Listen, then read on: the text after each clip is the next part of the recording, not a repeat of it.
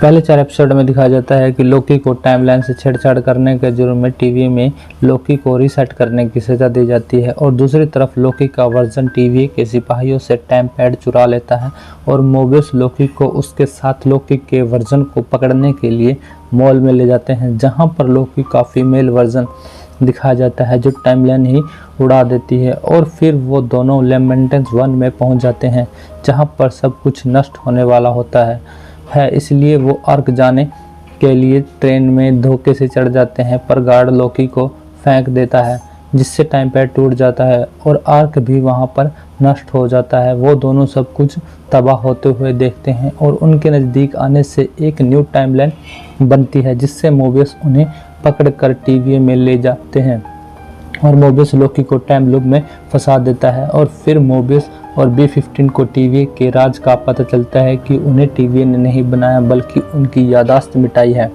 Mobius लोकी को time loop से मुक्त करता है, लेकिन रेंसलर मोबियस को प्रून कर देती है और रेंसलर लोकी और सिल्वी को टाइम कीपर्स के पास ले जाती है। सिल्वी टाइम कीपर्स में से एक का सिर काट देती है। रेंसलर धोखे से लोकी को प्रून कर देती है और प्रून होने के बाद लोकी अन्य लोकी रूपों से घिरा हुआ जागता है। अब सीन दिखाया जाता है एक ऐसी जगह का जहां सब कुछ नष्ट होता है और लोकी अपने अन्य रूपों यानी अपने अन्य अवतारों से पूछता है कि ये क्या है। सीनियर लोकी उसे कहता है कि ये शून्य है और ये एक बड़ा बादल अलायत है और हम इसका नाश्ता है और तुम जल्दी से हमारे साथ चलो। और टीवी में सिल्वी रवोना रेंसलर को मारती है और उसे सच्चाई पूछती है तो रेंसलर सिल्वी को बताती है कि जब लोकी को प्रून किया गया था तो उसे समय के अंत में शून्य में भेज दिया गया है, यानी कि वो पूरी तरह से नहीं मरा पर वहां से कुछ भी वापस नहीं आता। और वो यही निष्कर्ष निकालती है कि टीवी का सच्चा निर्माता शून्य से परे छिपा है। नेक्स्ट सीन में लोकी को अन्य लोकी एक घर में ले जाते हैं जो एक अंडरग्राउंड बनाया हुआ था। तो लोकी उनसे कहता है कि तुम इस बच्चे की क्यों बात मानते हो। तो वो कहते हैं कि इसने थोर को मारा था।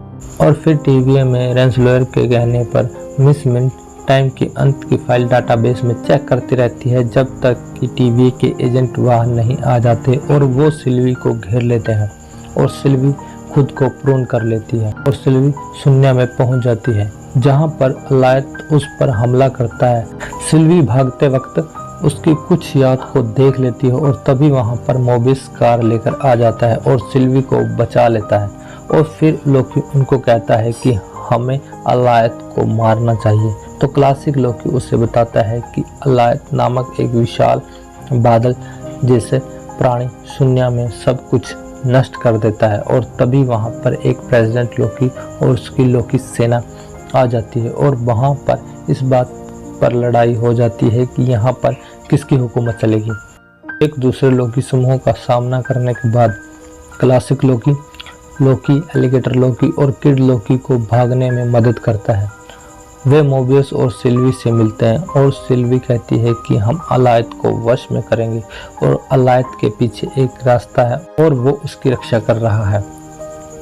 और फिर रेंसलर C-20 से पूछती है कि सिल्वी क्या चाहती है।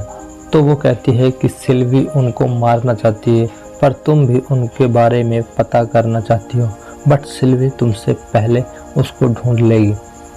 फिर एक रोमांटिक सीन दिखाया जाता है जहां पर लोकी और सिल्वी बैठे मोबियस की थ्योरी के बारे में बात कर रहे होते हैं कि क्या सच में उस दिन हमारे पास आने से कुछ हलचल हुई थी। और लोकी सिल्वी कहता है कि मैं तुम्हारा भरोसा कभी नहीं तोड़ूंगा।